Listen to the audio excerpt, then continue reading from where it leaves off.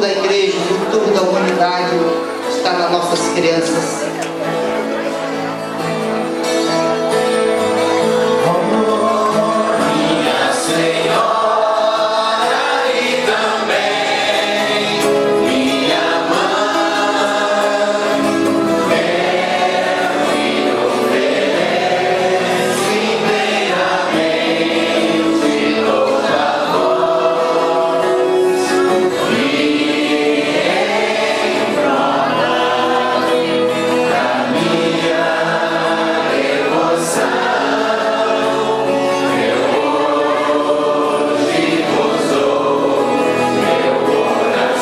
Consagrando as crianças a Nossa Senhora,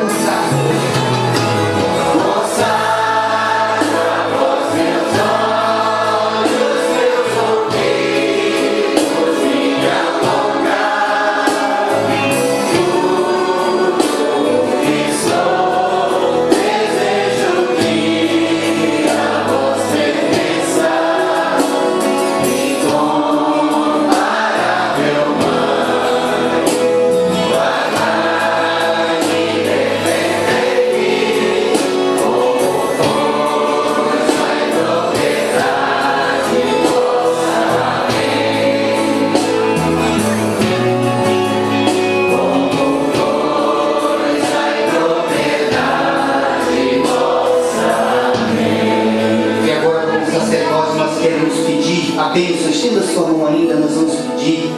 Te pedimos, Senhor, que estas crianças cresçam em perfeita saúde de alma, de corpo e de espírito, que elas sejam protegidas pelos anjos e pelo manto da Virgem Maria durante toda a sua vida. Isso, ó Pai, te pedimos em nome de Jesus, na força do Espírito Santo e pela intercessão da Virgem Maria. Em nome do Pai, do Filho e do Espírito Santo. E viva as nossas crianças!